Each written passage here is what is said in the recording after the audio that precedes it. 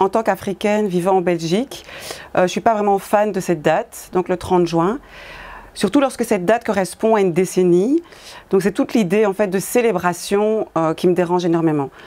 Donc si on s'en tient aux médias belges, puisqu'on vit en Belgique et c'est eux qui portent un peu le message, c'est une date qui nous oblige à porter les lunettes étroites de la Belgique, qui est centrée sur elle-même, sur sa propre histoire, sur son ancienne colonie congolaise, sur sa nostalgie, sur sa mémoire défaillante, sur ses dénis.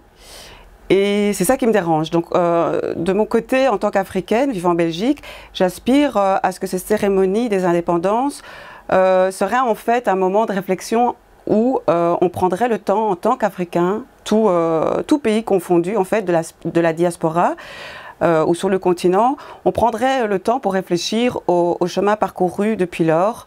Un chemin qu'on sait parsemé d'embûches, voilà, un chemin qu'on sait parsemé d'embûches, mais néanmoins un chemin quand même.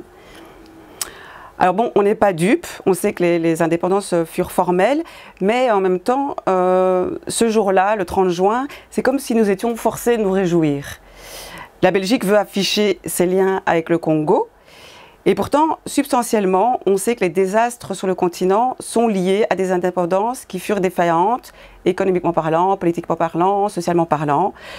Voilà, en témoigne l'assassinat de Patrice Lumumba, en témoigne aussi le contentieux économique entre la Belgique et le Congo, qui n'est certainement pas réglé.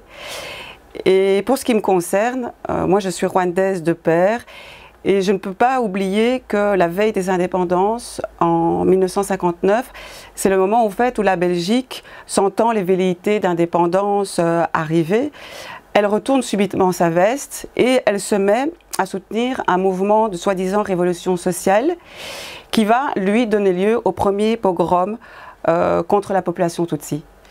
Voilà, c'est une période à la veille des années 60, des indépendances qui signifie un drame qui va perdurer avec des dates très symboliques, 73, 94. Et donc pour ma part, je ne peux pas oublier cette dimension-là des indépendances.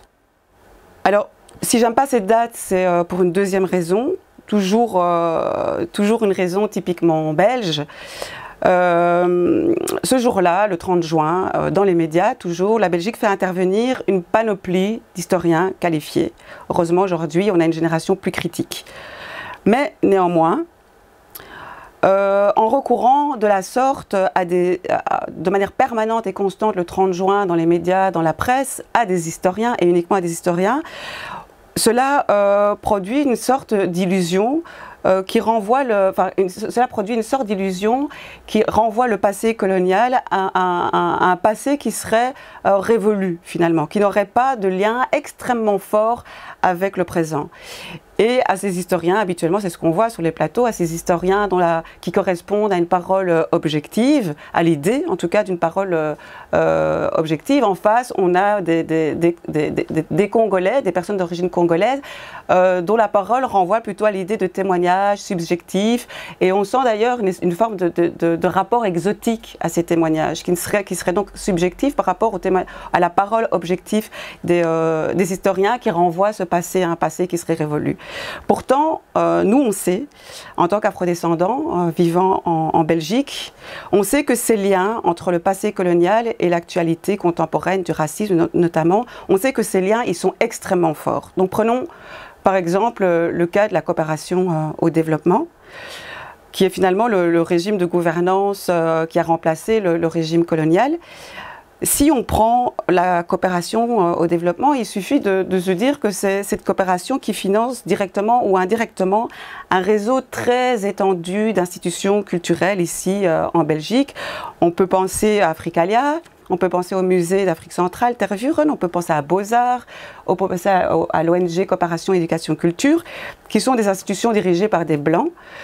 Et donc qui presque par nature sont assez frileux à l'idée d'une décolonisation avec des effets qui seraient réellement conséquents, et que ces institutions-là se servent des diasporas, donc de leur création, de leur imagination, comme ressources premières, comme matériaux pour sensibiliser la population belge à la question du développement ou de la citoyenneté mondiale.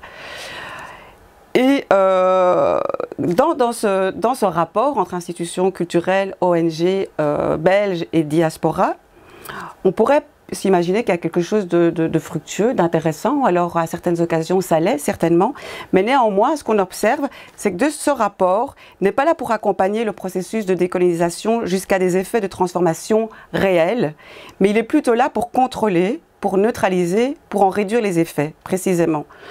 Donc avec ces institutions, celle-là et d'autres, cette décolonisation qui est portée par une expertise afrodescendante, cette décolonisation n'est plus que cosmétique, n'est plus que symbolique. Alors voilà, moi ce que je voudrais peut-être proposer, puisque je pense qu'on a une expertise qui nous permet, afrodescendante, qui nous permet de proposer des pistes constructives pour aller vers une plus grande décolonisation, en tout cas une décolonisation conséquente. Je proposerais par exemple que la coopération au développement prenne en charge la question des réparations. C'est d'ailleurs une discussion que j'ai eue avec un ami il y a 2-3 jours, qu'elle prenne en charge cette question des réparations, qu'elle soit au cœur de son statement, de ses missions, de ses objectifs, et que peut-être là, nous aurions affaire à du changement.